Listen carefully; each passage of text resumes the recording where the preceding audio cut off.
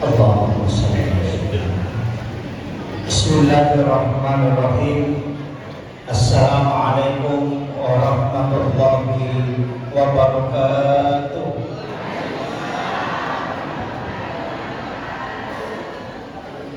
Maulaya shalli wa sallim daiman abada ala habibika khairil khalqi kullihim wal habibul ladzi turja syafa'atuhu li kulli qawlin minal ahwalil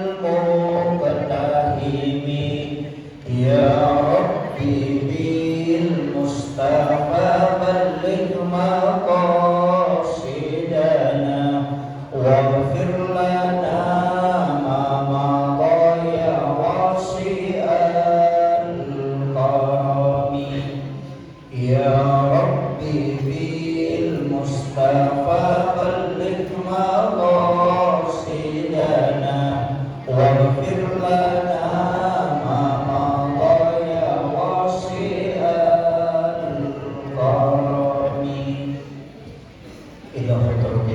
Mustafa sallallahu alaihi wasallam wa ila jami'il anbiya wal mursalin wa syuhada'i was-shalihin wa malaikatihi muqarrabin wa kulluhum awliya'ullahi bis-sama'i wa ma'firatihi wa kulluhum masyayikh wa masyayikh masyayikh wa jami'il ulama'i wa jami'il wa jami'il jama'ati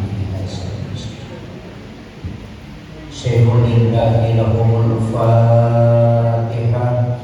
A'udzu billahi minasyaitonir rajim. Bismillahirrahmanirrahim. Alhamdulillahi rabbil alamin. Iyyaka na'budu wa iyyaka nasta'in. Ihdinas siratal mustaqim. Shiratal ladzina an'amta 'alaihim ghairil maghdubi 'alaihim waladdallin. Amin. Allahumma nawwir qulubana wa quluba jami'i man hadara fi majlisina bi nuril ma'rifah wa dhil muqashafah wal basir wal iman wal islam ya fattahu ya alim iftah qulubana wa qulubahum futuhal arifin rabbana iftah bainana wa baina qaumina bil haqqi wa anta khairul fatihin. Amin amin ya rabbal alamin. Hadratul muhtaramin wal muhtaramat ikhwan fillah, sidang jamaah halal bihalal yang insyaallah dirahmati dan dimuliakan oleh Allah Subhanahu wa taala.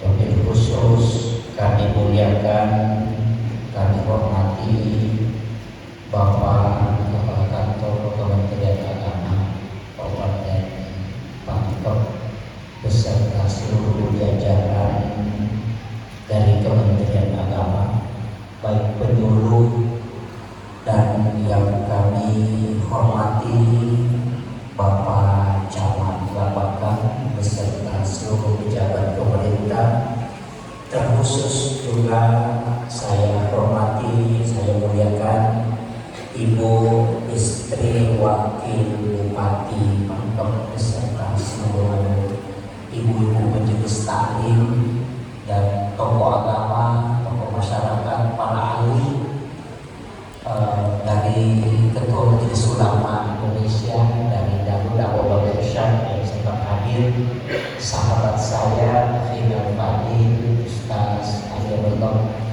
dan juga yang membacakan ayat suci Al-Quran. Saya pernah tidur sama beliau itu 3 bulan karena saya satu detik KKN yang membaca ayat suci Al-Quran tadi. Saya KKN sama-sama ini tahun 2007. Saya alhamdulillah bisa silaturahmi dan juga kakanda ini bosnya pokok Indonesia. Terima kasih sudah bersilaturahmi. Sini teman-teman lebih kemana yang kehadiran para tokoh masyarakat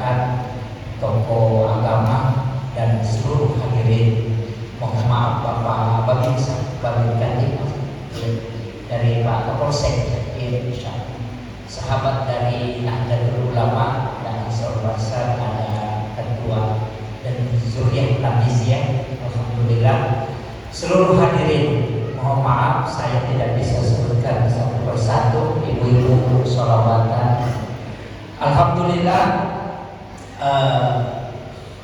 Saya mohon maaf Bapak Ibu sekalian karena sedikit agak terlambat.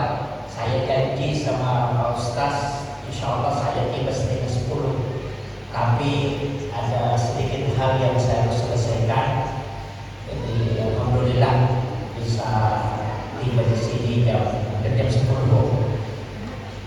Ini acara halal di halal. Kalimat ini tidak ditemukan dalam kamus bahasa Arab. Jadi halal bihalal itu bukan bahasa Arab murni. Jadi disampaikan maka ada hitungan yang dimaksud dengan halal bihalal. Saya buka sejarah yang mencetuskan pertama kalimat ini adalah Ki Wahab Hasballah, salah satu muassis Nahdlatul Ulama, pendiri NU. Waktu itu Presiden Soekarno kesekian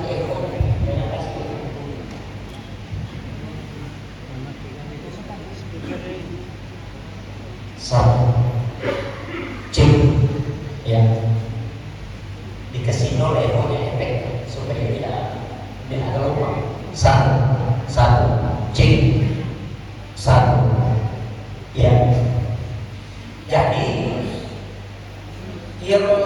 Presiden Soekarno minta supaya diadakan silaturahmi lintas politik, lintas pejabat, lintas tokoh, tapi tidak mau pakai istilah silaturahmi karena sudah biasa. Maka Ki Wahab Hasballah memberi istilah dengan istilah halal bihalal. Cuma di Indonesia ada, di luar Indonesia tidak ada. Makanya di Malaysia tidak ada halal bihalal, di Singapura, di Saudi tidak ada. Hukum Indonesia. Yang kedua, katotu agama hukum Indonesia angka mudik itu juga tidak ada di luar negeri. Yang ada cuma di Indonesia. Dan pasti yang mudik itu orang Bugis, karena dia perantau kembali ke kampungnya. Nah, itu makanya ini yang orang Indonesia punya tradisi. Jadi halal bihalal tidak ditemukan hadisnya. Kalau kalimatnya dicari, tapi kalau hakikatnya sebenarnya ditemukan. Makanya halal bihalal ini sebenarnya kalau sekarang istilah modernnya open house. Kan biasa tahu open house tapi tidak open air. Quran kita bukan dan tidak buka agina. Makanya orang Bugis itu diajarkan kalau salaman, biasa si majama, biasa kita lihat orang salaman, dia bawa tangannya ke kepala, biasa kan? Majama kita di lepuruna. Ada juga yang bawa ke dadanya. Itu tidak ada petunjuk secara langsung. Tapi apa maknanya? Itu dengan tafaul. Maknanya majama kesiapan perdagangan saling memaafkan. Nah mau lepuruna. Si tuhan na pure itu rede cucu na kiri-kiri kita kok. Pernah saya pusing melihat sifatmu atau perbuatanmu, tapi saya maafkan dan juga saya sudah bersihkan semua yang ada di pikiran. Dia kok arona, hatiku pernah jengkel melihat kamu, tapi saya sudah maafkan sampai ke hati.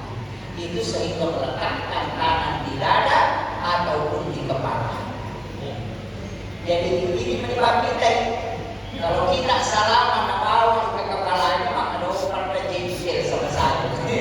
Jadi kalau dia bawa ke dadanya, berarti hatinya pernah jengkel. Kalau kepalanya berarti pikirannya. Sebenarnya itu hakikatnya. Kenapa dibawa ke kepala dan juga dibawa ke dada? Ada juga yang memasukkan dia pakai ke hidungnya. Dia cium, artinya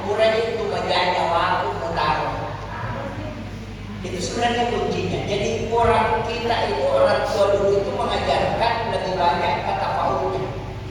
Salaman itu sunnahnya, tapi menarik tangan dibawa kemana itu tidak ada perintah. Karena itu adalah tafa'ul. Kalau bahasanya itu senun-senun, bahasa Arabnya adalah tafa'ul. Jadi diekspresikan. Kemudian halal bihalal ini sebenarnya kalau mau diambil secara bahasanya sebenarnya adalah kita ingin meluruskan yang istilahnya memperbaiki yang kusut, menjernihkan yang keruh. Jadi artinya kita mau betul-betul terbuka. Makanya sebenarnya halal bihalal bukan ini. Saya ceramah ini bukan halal bihalal. Yang halal bihalal itu nanti selesai ceramah kita berdiri salaman berputar, itu yang halal bihalal. Itu yang kadang ceramah ini cuma pengantarnya supaya kita saling terbuka kalbunya, diberikan pemahaman. Setelah itu berdiri baru kita salaman sambil jalan. Semua salaman memutar sampai selesai. Itulah yang halal bihalal sesungguhnya. Cuma kadang ini yang hilang, yang diutamakan ceramahnya. Padahal sebenarnya bukan itu. Jadi nama ceramah 10 jam. Nah, oleh itu saya dapat begini, sama ini tidak halal bihalal. Tapi biar saya tidak ceramah, kalau kita salaman yang ada di sini itu sudah halal bihalal. Ini yang penting saya luruskan. Jangan sampai halal bihalalnya hilang, ceramahnya yang pokok. Kan gitu. Ibu-ibu yang terutama, ya karena biasa ibu-ibu itu mengalami pakai pokok pokok tidak di sini, kalau di sini tidak. Ya, mudah tersinggung. Iya, itu perempuan karena perasaannya. Kalau bapak-bapak biasanya tidak. Makanya saya sampaikan bapak-bapak, tidak semua perkataan istri harus langsung dibenarkan. Apa pakai wangi itu keadaannya gini kita perhitungan. Biarkan dulu dia bicara. Makanya sebenarnya kuncinya begitu. Karena perempuan itu ada kekurangannya. Bisa memaafkan tapi tidak bisa melupakan.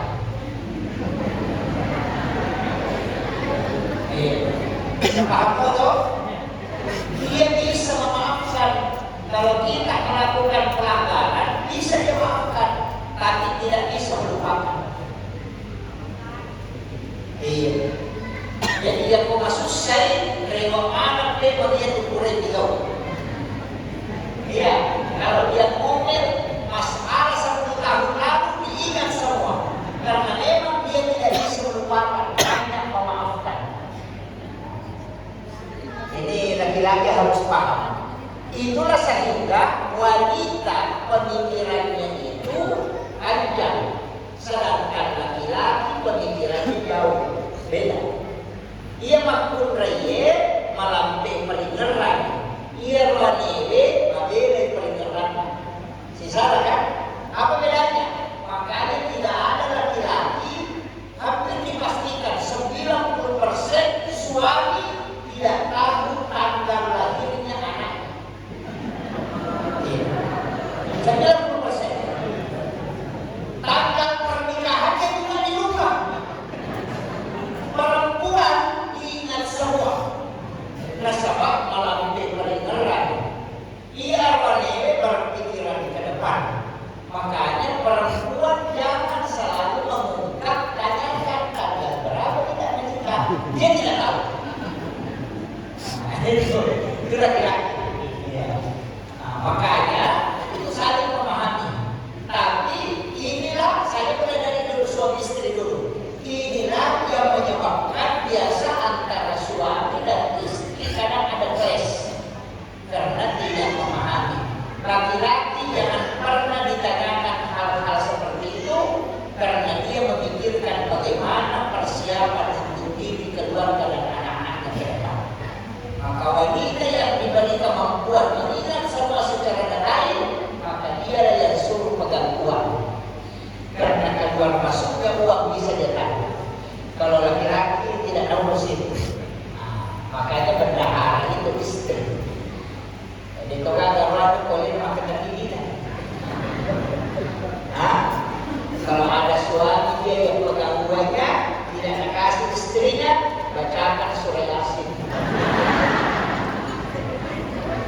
supaya cepat selesai. Ya. Memang beda. Kalau orang Arab bukan perempuan yang pegang uang, laki-laki. Karena laki-laki yang belanja. Karena kapan ada perempuan pergi pasar belanja, itu dianggap hina. Karena tidak ada rasa malunya. Kalau laki-laki memang aman karena jauh dari bintas. Dan memang kalau laki-laki belanja tidak aman. Karena kalau sudah menawar dan tidak kurang, dia sudah bayar. Kalau perempuan tidak, mutar dulu. Kan gitu. Ini saya kasih tahu. Itu beda itu. Makanya kalian di sini kelasnya. Makanya nanti Bapak Ibu sekalian, halal dihalal pertama, kesuali dulu. Salaman, minta maaf semua kesalahan. Karena memang wanita cuma 2 kali mengaku salah. Idul Fitri dan Idul Adha. Setelah itu tidak mengaku lagi. Itu perempuan. Kalau istri pulang dari lebaran Idul Adha, sampai di rumah langsung salaman sama suaminya, dia bilang, maafkan segala kesalahanku saya. Wah, selama ini cuma hari itu dia ngaku, besok dia tidak mengaku lagi. Itu perempuan. Ya. Kemudian itu saling pengertian paling banyak. Makanya paling sering kita berhubungan, saling berdekatan, kemudian komunikasi adalah suami istri. Itulah sehingga mestinya setiap selesai sholat salaman dengan suami, minta ridhonya. Karena ketika suami ridho, maka pasti Allah ridho. Itu yang kuncinya. Yang kedua, orang tua mesti kita salaman. Saya buka penjelasan Junaid Al-Baghdadi. Apa kata beliau? Siapa yang mendoakan orang tuanya kurang dari 40 kali sehari semalam, maka dia masih anak durhaka. Junaid Al-Baghdadi. Jadi makadai pengulut dari Junaid Al-Baghdadi, dia mau angkat anak-anak, angkat patah turun ini lorong atau maton kasih sosial ini, anak-anak madura kamu itu. Mau gak ada, angkat saya di lorong atau maton kasih sosial ini. 5 kali. Nah, saya ajarkan doa yang diajarkan beliau. Pendek, tapi bisa dibaca 100 kali. Rabbi ghafirli liwalidayya. Baca 100 kali supaya kita terhitung 100 kali mendoakan orang tua sehari semalam. Sudah hafal toh? Rabbi ghafirli liwalidayya. Ya Allah, ampuni saya dan kedua orang tua. Dibaca 100 kali, diambil zikir. Rabbi ghafirli liwalidayya, Rabbi ghafirli liwalidayya. Yang kedua, kalau mau panjang-panjang sedikit, ada doa yang paling bagus dibaca. Allahumma a'tik riqabana wa riqaba abaina wa ummahatina minan nar. Doa ini sering kita baca di bulan Ramadan. Tapi lewat Ramadan, biasa juga tidak dibaca lagi. Padahal doa ini bukan doa Ramadan, tapi doa sepanjang tahun. Hanya saja di bulan Ramadan lebih utama dibaca karena fungsi puasa setiap malam membebaskan umatnya Nabi dari neraka. Saya ingin sampaikan satu kisah Bapak Ibu sekalian, di mana ada ahli ibadah, sangat ahli ibadah. Setiap malam dia bangun tahajud, hampir semua sholat sunnah dia lakukan, kerjakan, puasa sunnahnya sempurna, kemudian pengabdian ke ibunya juga sempurna.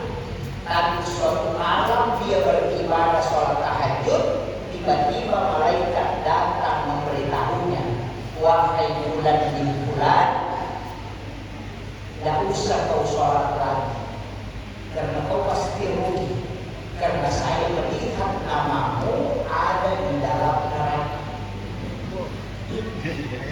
Coba kira-kira kalau kita sementara sholat tahajud, datang malaikat kasih tahu, berhenti mau sholat, ada namamu di neraka terlihat, tidak masuk surga kok.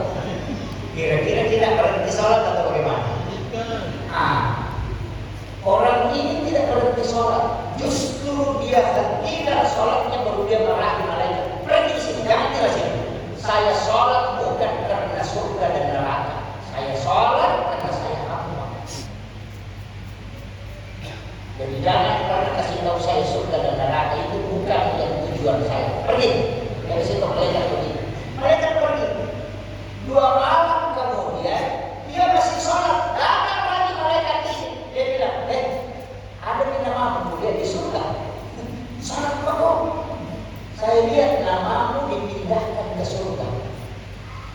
Orang ini kembali marahi malaikat. Kenapa bapakku saya? Saya sudah kasih tahu saya tidak urus surga atau neraka. Kenapa kau datang lagi? Malaikat itu diam, kemudian setelah dia mau pergi, dia bilang dulu, mau tak tanya, kenapa memang namaku ada di neraka dan bisa pindah ke surga? Dia bilang, dulu namamu itu di surga, tapi 3 hari yang lalu namamu ada di neraka. Kemudian 2 hari ini dipindahkan lagi ke surga. Kemudian dia mengatakan, apa gerangan? Ada apa? Dia mengatakan, karena ibadahmu Allah merahmati dulu, tapi 3 hari yang lalu kau durhaka ke orang tuamu. Kaget dia. Durhaka bagaimana? Saya tidak punya dosa ke orang tua kayak ini. Malaikat kasih tahu, sesudah sholat subuh, ini penting. Sesudah sholat subuh, kau dengar ibumu jalan di luar kamar, dan kau tahu bahwa ibumu itu bawa ember, dia mau suruh kamu ambil air di sumur. Tapi karena kamu kelelahan sudah sholat, kau pura-pura tidur. Kau tidak tidur, tapi pura-pura tidur supaya ibumu tidak menyuruhmu pergi ambil air. Ketika ibumu membuka pintu kamarmu dan dia melihat kamu baring di atas sajadahmu, ibumu menganggap kau tertidur dan kelelahan, sehingga dia tidak membangunkan engkau. Kemudian dia pergi mengambil air sendiri. Itulah yang membuat Allah murka karena kau menipu ibumu dan namamu dipindahkan ke dalam neraka. Jadi ibunya tidak marah, tidak. Ibunya justru kasihan ke anaknya karena melihat anaknya tertidur, padahal anak ini menipu ibunya karena dia tertidur pura-pura supaya dia tidak disuruh ambil air. Itulah yang menyebabkan namanya dimasukkan ke dalam neraka. Karena Allah murka, tapi ibunya tidak murka, karena ibunya tidak tahu. Tapi karena dia menipu ibunya, maka Allah murka. Itulah dosanya sehingga dia dimasukkan ke dalam neraka namanya. Tapi setelah dia beribadah, tidak mengharapkan surga dan neraka, maka Allah kembalikan dia namanya ke dalam surga. Maka saya wasiatkan kepada Bapak Ibu sekalian, kira-kira tidak pernah kita lakukan penipuan ke ibu seperti itu.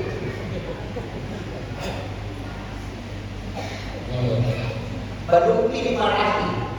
Kalau dimarahi atau suara lebih keras daripada suara menyebabkan air matanya menetes, maka itu lebih parah dibanding menipu dengan halus. Maka yang mesti disambung tangan kita setelah acara ini adalah ke ibu. Kalau sudah meninggal orang tua, maka sambunglah dengan doa ke alam kubur. Doa ada 2 kali. Allahumma a'tiq riqabana wa riqaba abaina wa ummahatina minan nar. Atau kita cukup mengambil Rabbi ghfirli li walidayya. Baca 100 kali. Sebenarnya 3 zikir itu jangan dilupakan. Kalau tidak bisa mengambil Allahumma a'tiq riqabana, ambil aja Rabbi ghfirli li walidayya. Kemudian yang kedua, ada zikir Rabbi ghfirli warhamni wajburni warfa'ni warzuqni wahdini wa'afini waqbani. Ambil dua terakhir, ujungnya saja Allahumma afini wa'fu anni. Baca 100. Allahumma afini wa'fu anni. Dua saja ya. Allahumma afini, ya Allah sehatkan aku.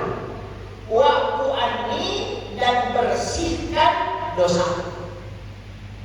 Kan dua jadi minta, sehat dan suci kan. Makanya kan inna Allah yuhibbut tawwabin wa yuhibbul mutatahhirin. Itu aja. Makanya al-abu ya, bukan istighfar. Jadi bukan astagfirullah, tapi al-abu, karena beda. Kalau istighfar menutup, kalau al-abu menghapus. Beda ya.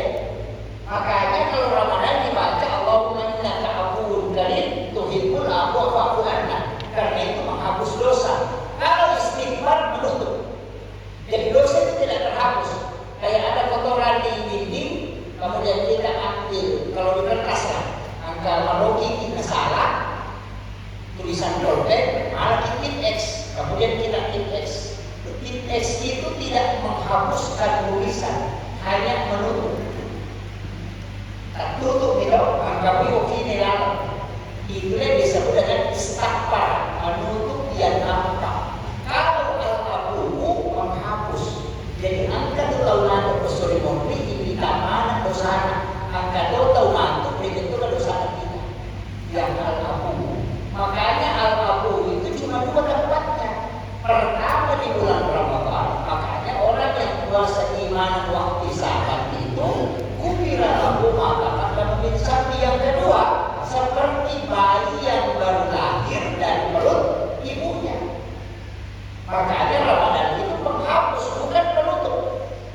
Yang kedua, salat. Rabbi ghfirli warhamni wajburni warfa'ni warzuqni wahdini wa'afini wa'fu anni. Nah, makanya di salat. Makanya kalau kita istighfar itu bukan taubat. Ini kan keliru kan? Kalau dia istighfar dia akan sudah taubat. Beda, istighfar itu menutup, taubat itu kembali. Masalah itu. Taubat itu pun taubat kan? Taubat itu kembali. Kita mengingat dulu semua kesalahan. Itu namanya taubat. Mengingat semua. Karena Allah tahu kita salah. Cuma Allah kepengen kita mengakuinya.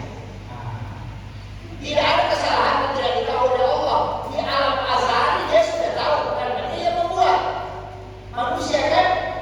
Saya kasih contoh.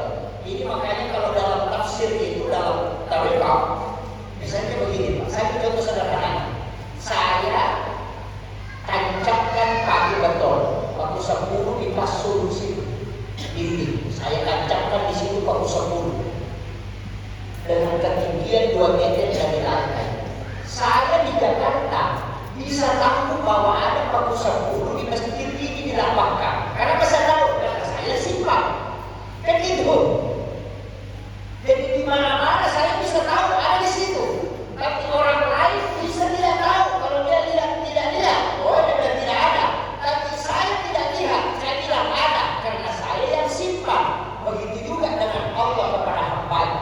Apapun yang kau lakukan, Allah pasti tahu. Karena dia berada pada hakikat penglihatan. Pokoknya biar tutup mata tidak ada rusak, pasti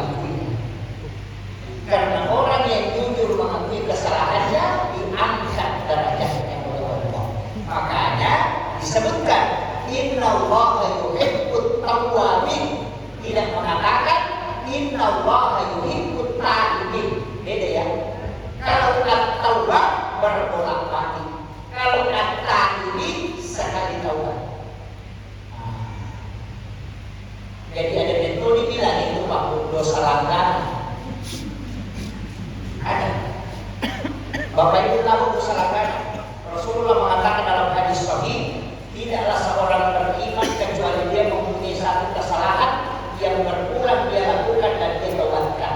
Dia lakukan dan dia taubatkan, dia lakukan dan dia taubatkan di hadapan Allah. Jadi semua kita yang hadir ini pasti ada dosa langganan. Ibu-ibu biasa gosip, Rasulullah. Nah, saya bilang Rasulullah. Besok ngomong lagi. Kan gitu. Sama istri, kadang dia curi suaminya atau dia pukul. Sudah, Rasulullah. Besok pukul lagi. Itu namanya dosa langganan. Dosa yang berbolak-balik kita lakukan. Nabi katakan, tidak seorang pun dari kalangan umatku yang beriman kecuali dia memiliki dosa yang berulang dia lakukan dan berulang dia taubatkan. Cuma dosa taubat mati, itulah yang disebut husnul khatimah. Tapi kalau dosa mati, itulah su'ul khatimah. Makanya Nabi katakan, ketika melakukan kesalahan cepat bertobat, jangan tunggu bila nanti besok. Kenapa? Supaya kau bisa selamat. Itu kunci. Jadi dia kagak tahu jangan kata makan ini kau beli apa beli. Itu aja kuncinya. Ya kan? Cuma dosa itu dua versi. Ada dosa adil maksiat, ada dosa adil maksiat, dosa dari bermaksiat, ada dosa karena lupa. Alhamdulillah. Jadi ulama tabrikah kalau tidak berzikir berarti dia berdosa karena dia lupa mengingat Allah. Itu dosa. Kalau orang biasa dosanya dari bohong. Masing-masing beda ya.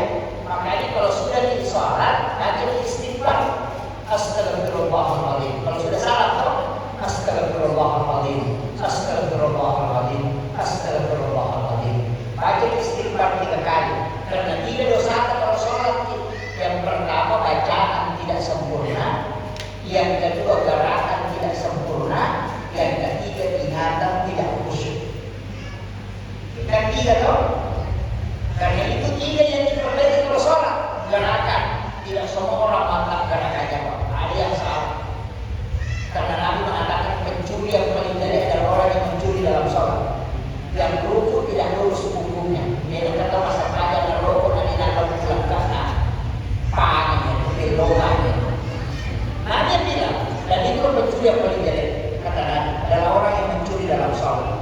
Yang kedua, ingatan. Masa pajak tidak ingat yang lalu. Dan itu pasti tidak mungkin. Karena disebut aqimis sholat dan dizikri. Tidak mengatakan aqimis sholat dan diaskura. Seandainya mengatakan aqimis sholat dan diaskura berarti tidak lepas. Dan aqimis sholat dan dizikri berarti itu zikir. Di sinilah ulama mereka banyak yang keliru ketika dia mengatakan biar tidak sholat, yang penting berzikir. Dan itu. Karena ada yang paham begitu. Karena kita tahu disampaikan itu masih kiri. Berarti itu ada sampaiannya masih kiri. Kalau kita sudah zikir, tidak usah lagi sholat. Itu keliru karena dia lupa kalimat pertamanya. Kenapa dikatakan ini seandainya Nabi cuma Nabi hanya mengatakan as-sholatu bi zikri, berarti tidak usah sholat. Dia berzikir sudah selesai. Tapi kenapa ada kalimat akhir? Disuruh dirikan, itu perintah pertama, baru dizikiri di dalam sholat itu baru mengingat. Seandainya tidak ada kalimat akimi, maka dia berzikir sudah selesai. Seandainya dia mengatakan as-sholatu bizikri, berarti tidak usah sholat. Tapi karena dia mengatakan akimi, perintah dulu dirikan, baru dizikiri. Jangan sampai kau berzikir tapi hilang itu tidak sempurna. Itulah kuncinya kenapa kita tetap harus sholat. Kemudian ini bulan Syawal. Sudah selesai puasa sholatnya? Atau kalau saya belum selesai. Saya paling susah puasa Syawal. Karena mulai pas selesai Lebaran, saya belum pernah istirahat ceramah 1 hari pun. Selesai sini ke Jawa Timur, dan Jawa Timur ke Palembang, Palembang baru ke Batam, dari Batam baru ke Kalimantan. Saya baru pulang kemarin dari Merauke. Jadi saya itu paling susah puasa Syawal, karena saya punya mursyid mengajarkan gini. Nah, kalau puasa sunnah, orang hidangkan makanan, batalkan puasa.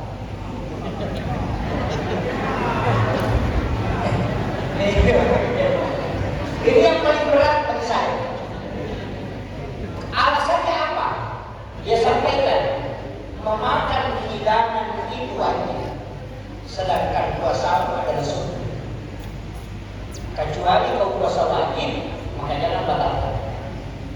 Kalau kau puasa nasar, jangan batalkan. Tapi kalau puasa sunnah dan orang menghidangkan makanan, maka makan makanan itu karena itu wajib memakan hidangan, sedangkan puasa hanya sunnah. Oh, itu berarti itu kita didorongkan. Tapi kalau bapak ibu tidak pakai, tidak apa-apa. Biasa itu pas saya jam 4 makan, jam 4 sore. Ini tinggal 2 jam. Itu berat. Makanya saya itu kalau bulan Syawal paling berat puasa Syawal. Kecuali dalam perjalanan saya bisa puasa. Jadi saya kalau yang bisa puasa ini hampir karena tidak ada hidangan ini. Tinggalkan sini sabun kalau tidak lagi.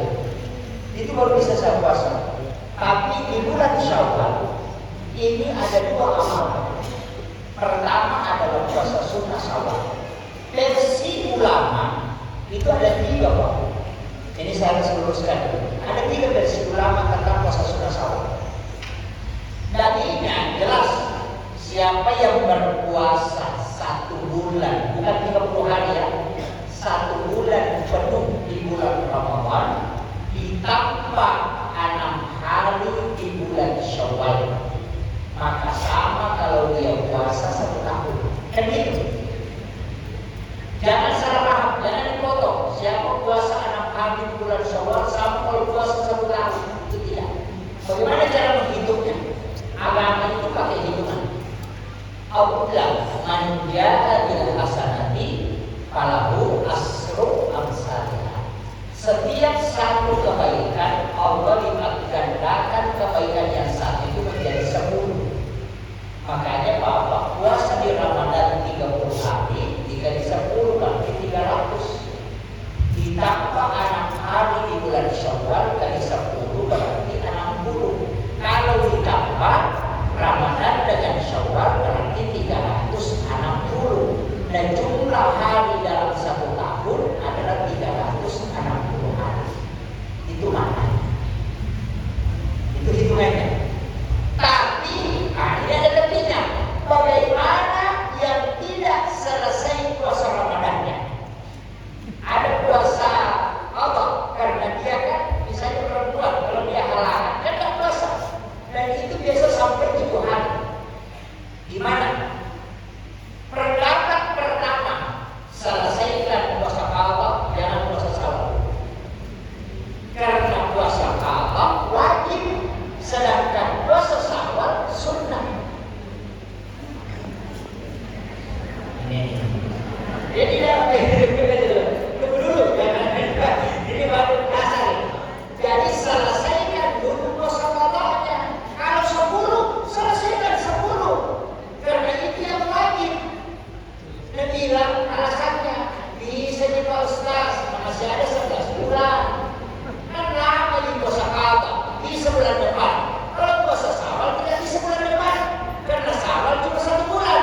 Nah, ada yang membolehkan dengan syarat, ada catatannya, bikin wasiat, kasih tahu anak atau suami kita, Pak, sebenarnya mau nggak puasa Allah, masih ada puasa Allah aku 10, tapi kalau puasa Allah Kak tidak selesai di puasa Syawal, karena tinggal sedikit waktunya.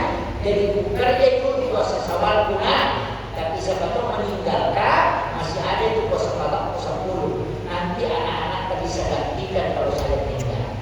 Jangan kira masih lama di Selasa ada 11 bulan, kalau mati bagaimana? Jamin hidup sampai 11 bulan, kan tidak? Nah, makanya bikin wasiat ke anak atau ke istri, atau kasih tahu keluarga, ada itu puasa Allah belum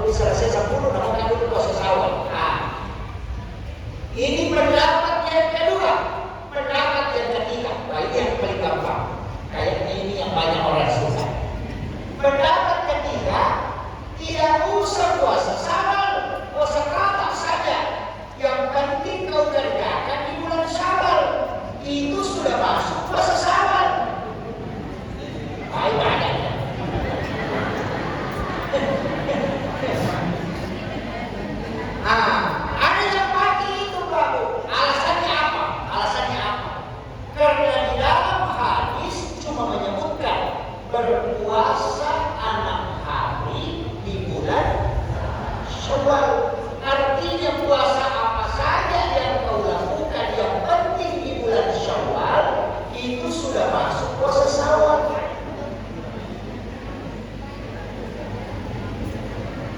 Ya, kira-kira bisa diterima ya? Berarti ulama itu ada 2 versi, Pak. Versi pertama, ibadah sunnah dengan sunnah boleh digabungkan 2 niat dalam satu ibadah. Yang kedua, ibadah wajib dengan sunnah boleh digabungkan dengan 2 niat satu ibadah. Yang tidak boleh ibadah wajib dengan wajib, tidak boleh digabung. Misalnya kita niat puasa qadha sekaligus niat puasa nasab, itu tidak boleh karena 2 wajib. Tapi kalau kita mau niat puasa wajib ditambah plus puasa sunnah boleh. Misalnya kita niat puasa qadha sekaligus niatkan puasa sunnah hari Senin atau puasa sunnah hari Kamis. Berarti sunnah dengan wajib digabungkan niat dengan satu ibadah. Bagaimana kira-kira Pak? Ini ada yang pakai, makanya saya kasih tahu pendapat ulama. Ada yang mengatakan yang penting puasa qadha dikerjakan di bulan Syawal itu sudah masuk puasa Syawal. Itu karena ada yang mengatakan tidak boleh. Yang boleh sunnah dengan sunnah. Puasa sunnah hari Senin sekaligus puasa sunnah Syawal. Itu boleh. Tinggal kita pilih mana. Kalau yang mau ambil simpel asal kalimat Ustaz. Apa itu? Ya kan? Nah, itu.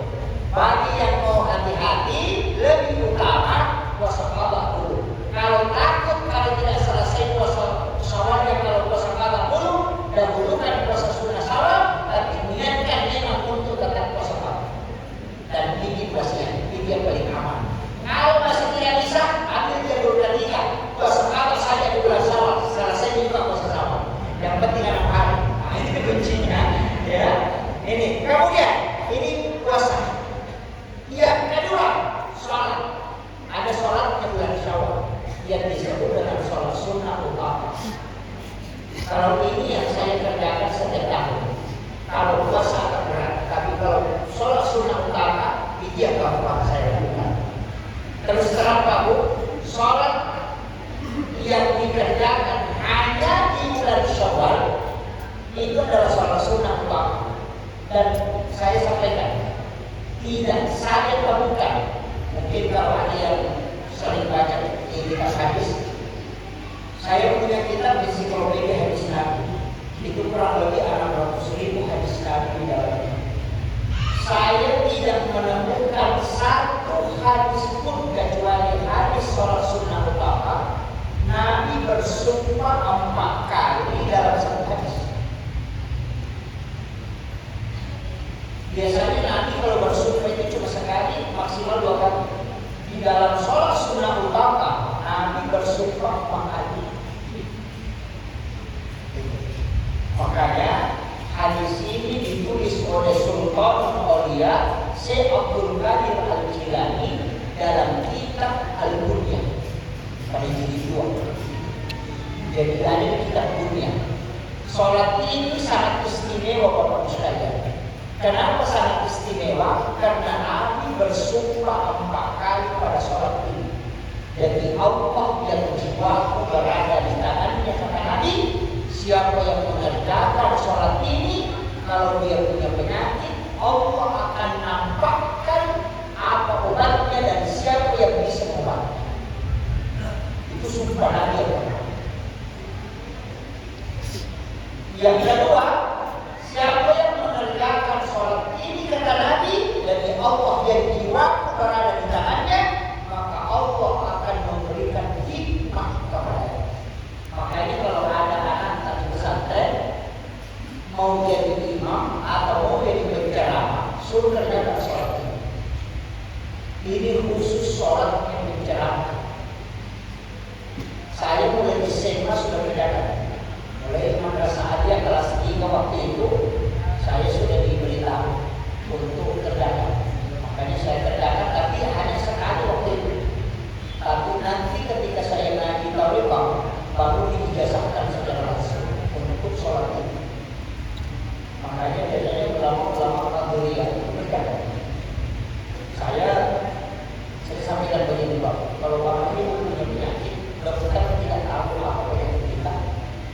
Bahkan sudah di ronsen, sudah di CT scan, ya apa tidak kita benar. Maka kerjakan sholat ini. Nanti Allah akan nampakkan bahwa penyakitmu ada di sini dan ini obatnya dan ini yang bisa mengobati. Ada bisa di Nurul Ulama, penulis kitab Al-Muqni. Nurul Ulama itu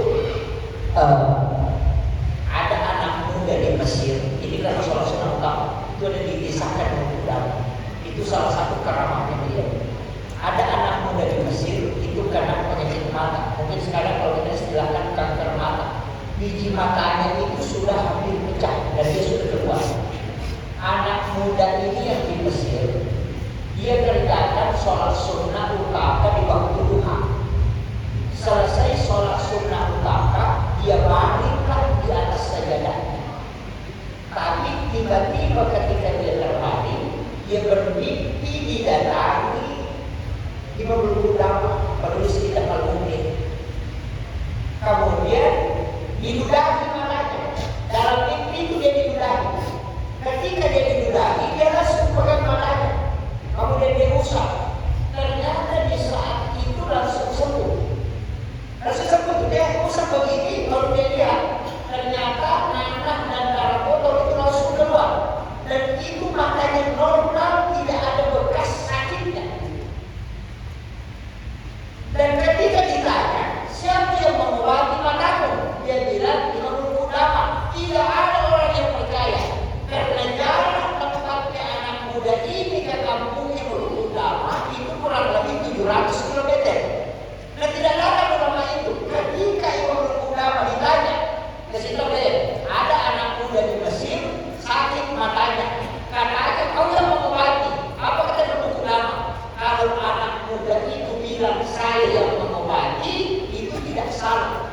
Karena sesudah sholat duha, saya mengaji, tiba-tiba tertidur dan didatangi Rasulullah dan diminta mengobati anak muda itu yang di Mesir. Saya hanya meludahi dalam mimpi.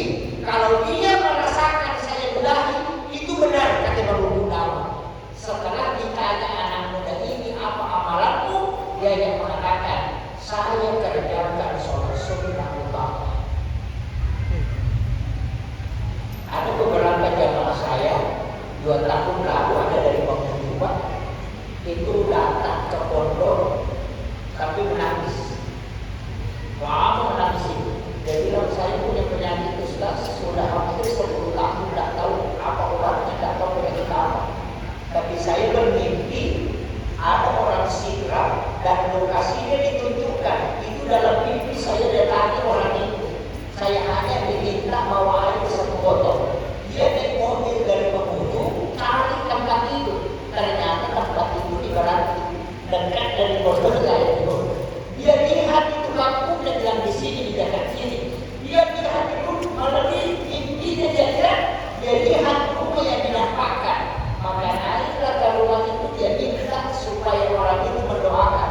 Orang itu kaget karena tidak ada tetangganya yang tahu bahwa orang ini tahu mengobati orang. Tidak ada. Karena yang dikenal orang ini petani. Tidak pernah bahwa orang mendoakan air. Tapi ketika ditanya saya punya penyakit begini, minta tolong air ini didoakan. Apa dia bilang? Siapa yang memberitahu kamu kalau saya tahu obat mengobati seperti itu? Dia bilang saya hanya bermimpi. Makanya dia tiupkan air, datang ke pondok waktu itu penyakitnya sudah hilang. Bukan saya mengobati, itu orang sekitar, orang tua petani. Tidak ada tetangganya yang tahu bahwa orang ini bisa obati penyakit begitu. Tapi ternyata orang membunuh itu dinampakkan dalam mimpi bahwa orang ini yang bisa obati penyakit.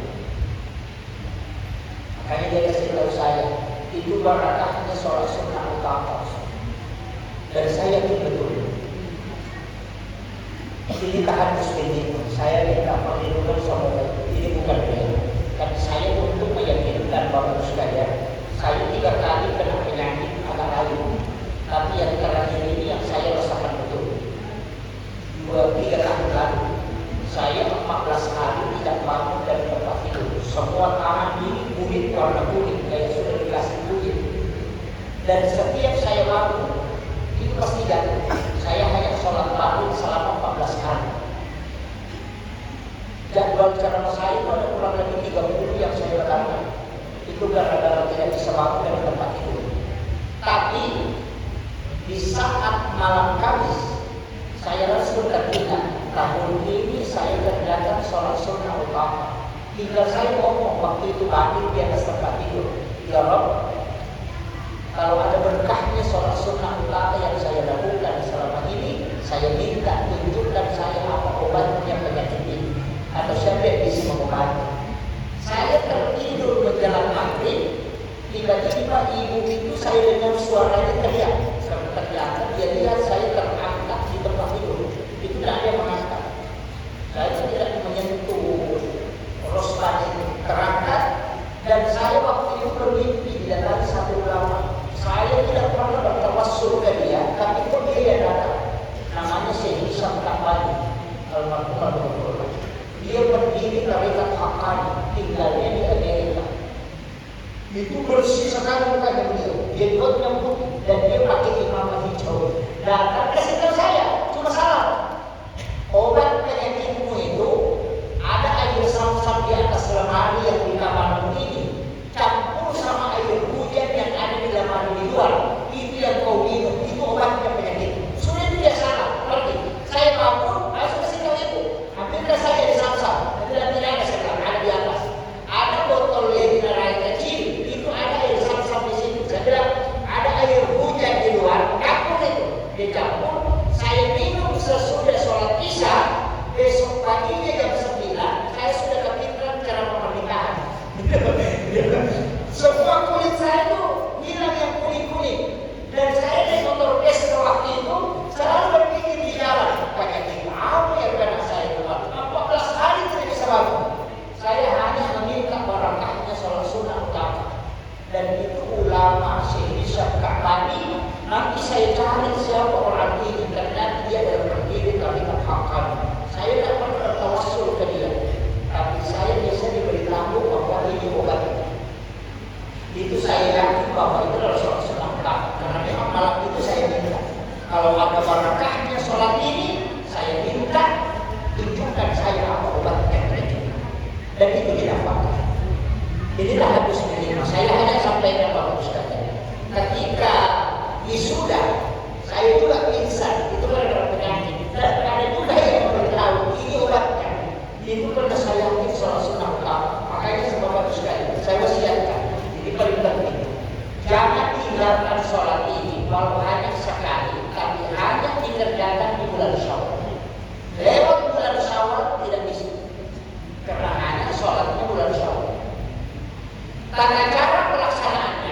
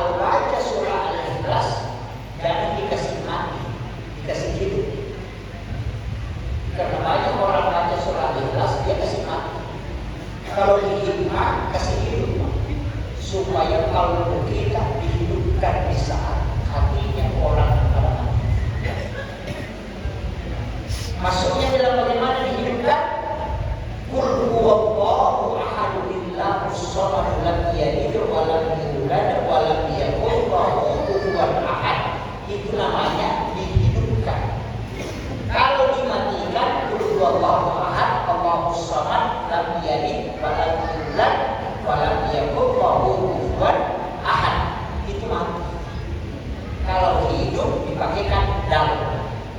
Qul huwallahu ahad Allahu samad lam yalid, diteruskan, jangan disimpan. Makanya satu-satunya surah di dalam Al-Quran yang 5 huruf dalnya itu cuma surah Al-Ikhlas. Makanya disebut Darul Qulub. Itu kunci. Jadi dibaca ya, diteruskan aja.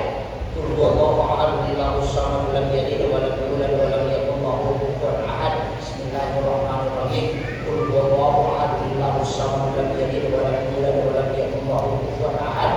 Begitu. Itu dibaca 15 kali setiap satu rakaat. Dikerjakan langsung 8, jangan dipisah. Tidak ambil dulu 4, nanti sore baru ambil 4, malam ambil 4, langsung ambil 4 rakaat. Selesai 8 rakaat, selesai 8 ada zikirnya. Subhanallah wa bihamdihi subhanallahul azim 70 kali. Allahumma sholli ala sayyidina Muhammad wa ala sayyidina Muhammad juga 70 kali. Tidak ada doa lagi, tidak usah berdoa. Yang ketiga, ini baru 2 sumpahnya Nabi. Yang ketiga, Nabi bersumpah, siapa yang mengerjakan sholat ini dan dia punya hajat atau ingin melakukan suatu perjalanan, maka pasti Allah akan mempertemukan hajatnya. Makanya kalau orang mau merantau ke Malaysia, ke Kalimantan, ke Morowali, kemana, mau memulai usaha, suruh kembali di bulan Syawal, kerjakan sholat ini walau hanya sekali, baru sudah. Nabi mengatakan, demi Allah yang jiwaku berada di tangannya, maka Allah akan mempertemukan hajat. Itu kunci. Kemudian yang keempat, maghfirah. Setiap satu guru itu dikasih maghfirah. Maghfirah itu adalah kendaraan di dalam surga yang bisa dipakai keliling. Itu setiap guru. Itu istimewa. Makanya saya bilang kerjakan sholat ini walaupun hanya. Jadi kapan dikerjakan? Bisa di waktu duha, niatkan sekaligus duha, tapi surahnya jangan diganti. Kalau sudah duha atau sudah duhur, jangan kerjakan sudah asar. Nah boleh. Nanti maghrib isya sesudah sholat maghrib bisa dikerjakan. Selesai apa itu kalau sudah maghrib kalau masuk isya, atau sesudah isya, atau bisa tengah malam atau menjelang subuh. Sembarang waktunya. Yang penting sekali dalam 24 jam dikerjakan. Jadi kalau kerjakan malam, ya saya kerjakan kalau siang. Tapi selama bulan Syawal. Kalau tidak bisa setiap hari, sekali saja 1 minggu. Kalau tidak bisa, biar sekali dalam bulan Syawal. Yang penting pernah dikerjakan. Makanya disebut sholat sunnah utama, sholat sunnah pembebas. Kemudian, ini sudah setengah 12 lewat Pak. Ini setengah 12 ya. Kemudian, bulan ini bertepatan juga dengan bulan Nisan. Itu disebutkan dalam bulan Nisan itu adalah bulan apa? Tapi bukan Hijriah, Miladiyah. Makanya disebut Nisan. Bulan Nisan ini adalah bulan di mana air Al-Quran itu diturunkan. Jadi kalau mau tahu air Al-Quran itu hanya di bulan 4, yakni air hujan yang turun di bulan 4 itu disebutkan Nabi dengan air Al-Quran. Makanya pernah Abu Bakar, Umar, Sayyidina Ali dan Ibnu Abbas duduk di pelataran masjid. Kalau kita istirahat di masjid, tiba-tiba Rasulullah lewat, kemudian singgah memberitahu, wahai sahabatku, baru saja malaikat Jibril datang menemuiku dan membawakan satu obat, di mana malaikat Jibril menyampaikan, siapa yang meminum obat ini ya Rasulullah, ketika dia tidak punya keturunan, maka Allah akan memberikan keturunan. Yang kedua, siapa yang berobat dengan air ini ya Rasulullah dan tidak sembuh penyakitnya, maka tidak ada tabib ataupun dokter yang bisa menyembuhkan penyakit. Itulah yang disebut dengan air Al-Quran. Makanya saya itu kalau bulan 4 tunggu hujan dulu. Karena itu air hujan kita langsung dari langit. Kita langsung dari langit, jangan dari ujung atap. Itu tidak boleh. Kalau dari pancoran, mau cepat pergi itu. Saya ada jamaah di Wajahnya Pak. Saya ceramahkan sama tahun lalu. Saya bilang harus di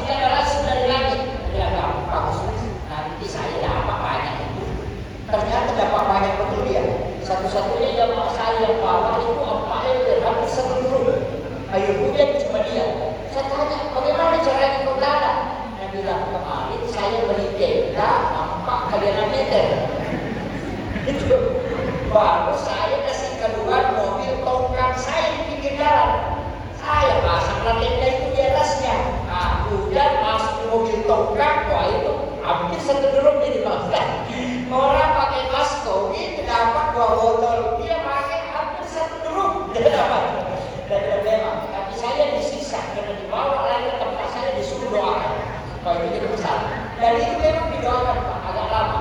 Karena air hujan itu kita langsung, kemudian diambil, sholat sunnah hajat 2 rakaat dalam keadaan suci, kita doakan.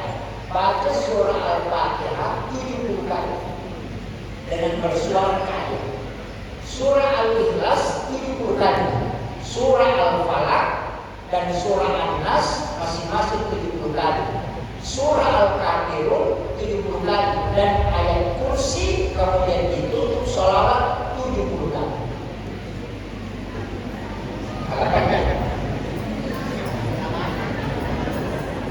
Itu kalau dibaca tidak cukup 2 jam, 1 jam lebih sudah selesai. Jadi Al-Fatihah, Al-Ikhlas, Al-Falaq, An-Nas ini harus berturut. Jadi tidak boleh Al-Fatihah, An-Nas, Al-Falaq, Al-Ikhlas. Jadi sesudah Fatihah langsung Al-Ikhlas, baru Al-Falaq, An-Nas, baru Al-Kafirun, baru ayat kursi, baru sholawat. Sholawatnya Allahumma sholli ala sayyidina Muhammad wa ala sayyidina Muhammad. Masing-masing 70 kali. Tapi kalau bapak ibu sudah doakan, itu lebih jernih daripada air mineral seperti itu. Itu air hujan Pak. Kalau tidak doakan, itu dilihat berubah. Dilihat itu beransur-ansur yang warna agak gelap-gelap itu jadi bening. Dan bapak ibu simpan sampai 10 tahun tidak akan berubah. Tak akan berubah. Saya pernah simpan 9 tahun setengah. Baru ada yang ambil itu. Saya mau tes berapa lama. Saya punya jemaah di Serikat kemarin, dia bilang 3 tahun Ustaz. Saya simpan di karung, tidak ada lembutnya dan tidak perlu orang. Dan ini tidak bau. Itu ayat Al-Quran itu luar biasa. Rasulullah menganjurkan ke kita, bisa kasih tahu. Kalau orang tidak punya keturunan, suruh minum. Itu dikasih syarat langsung.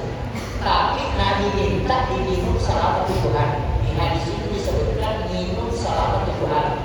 Jadi kalau pagi diminum, minum sore, pagi sore, itu dia berobat pagi sore selama 7 hari. Kalau orang tidak punya keturunan suruh minum. Kalau dia bermimpi melihat didatangi anak perempuan, maka suruh cari anak perempuan dia jadikan anak angkat, berdikasi keturunan. Tapi kalau dia bermimpi didatangi anak laki-laki, maka suruh cari anak laki-laki dia angkat jadi anak angkat, berdikasi keturunan. Tapi kalau dia bermimpi melihat dirinya hamil, kemudian hilang, berarti memang ditakdirkan tidak bisa punya keturunan. Itu kunci. Yang kedua, orang sehat kita semua itu disuruh minum oleh Nabi. Minumlah air ini selama 7 hari supaya kau tidak terkena penyakit 1 tahun ke depan. Itu pesan Rasulullah. Makanya 3 hal ini jangan tinggalkan. Puasa sunnah Syawal, yang kedua adalah sholat sunnah utama di bulan Syawal, kemudian tunggu air hujan di bulan 4. Hari siang ada apa saja, yang penting bulan 4 itu. Ada langsung dari hari. Kalau bagus kalau masker, pakai kantong plastik yang besar itu, tutupi maskernya supaya airnya tidak menyentuh ke masker. Jadi langsung masuk ke kantong plastik, nanti didoakan. Di waktu-waktu tenang. Cuma tidak yang doakan siapapun boleh meminumnya. 1 orang saja, jangan gantian. Dan tidak dulu aja sampai terus berang-berang dan tidak dulu yang lanjutkan. Itu tidak boleh. Itu dengan sekali dulu tidak banyak. Tentang itu Pak. Kalau dikasih begini kemudian kayak ada minyak di dalamnya, berarti surah Al-Fatihahnya kalau bukan lebih dia kurang. Kalau tidak berubah warnanya, berarti ayat kursinya yang kurang. Kalau kayak ada sampah di dalamnya, berarti surah Al-Ikhlasnya yang kurang. Makanya hidup pas-pas dan tidak boleh lagi didoakan kalau sudah terputus. Lebih atau kurang tidak bisa dipakai. Makanya pakai ukuran pas-pas itu 70-70. Ini yang saya wasiatkan. Saya kira Bapak Ibu sekalian, ini yang penting saya ingatkan dan kita saling menasihati, saling mengingatkan, saling mendoakan. Saya mohon didoakan Bapak sekalian karena perjalanan berdakwah begini tidak mudah, tetapi itu kan berkat doa para jamaah. Saya lupa melewati makam ulama pasti singgah. Di makam Ibu Ketua Rahman Abdullah, makam Ibu Programa pasti saya singgah. Karena satu prinsip yang saya pegang, wali itu bisa memberikan syafaat selain Rasulullah dan menziarahi makamnya para wali, baik dia hidup maupun dia meninggal, itu sama, ada bedanya. Makanya saya itu kalau ada makam ulama pasti saya singgah, dan itu bacakan Fatihah, kemudian berdoa. Doa saya itu singkatnya, ya Allah, berikan saya keberkahan dan anak-anakku keberkahan, berikan sebagaimana berkah yang Kau berikan kepada ulama. Itu aja. Jadi kalau kita secara kubur, dia bilang makam wali tidak secara makam ulama.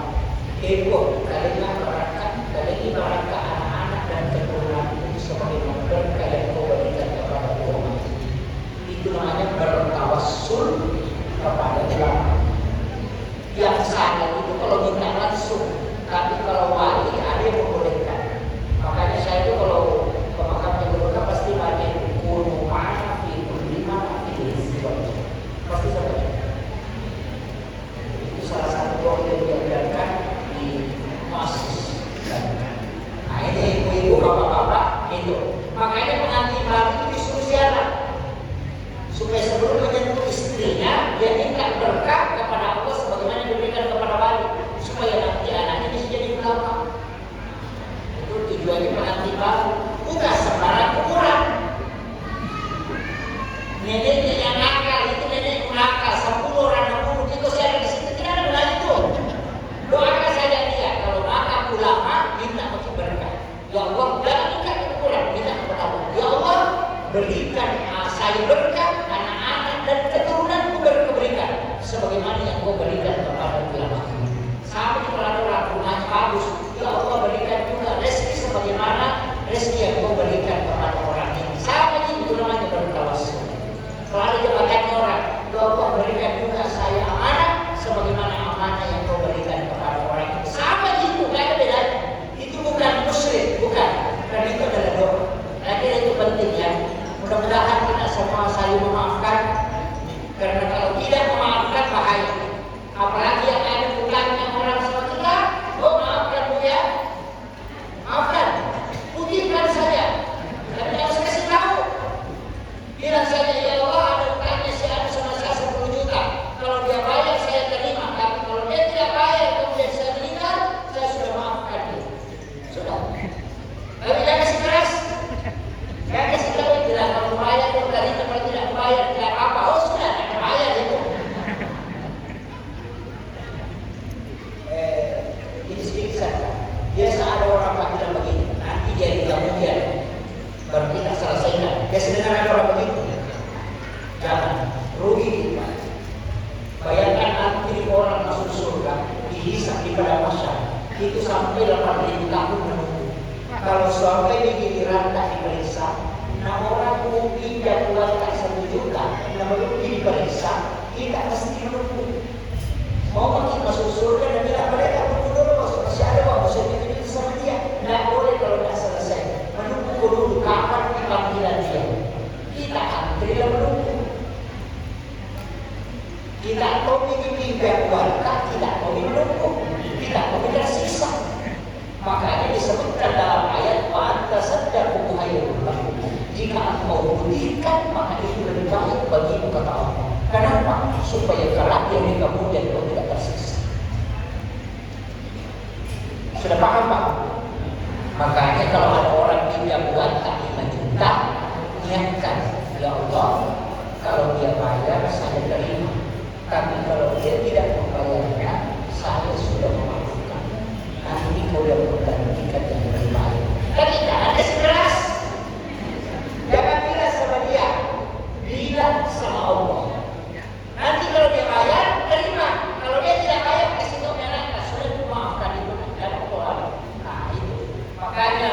menutupnya, Abu Bakar bilang, ya Allah, jangan sampai ada sangkutanku ke orang dan sangkutannya orang ke aku yang belum terselesaikan sebelum Allah.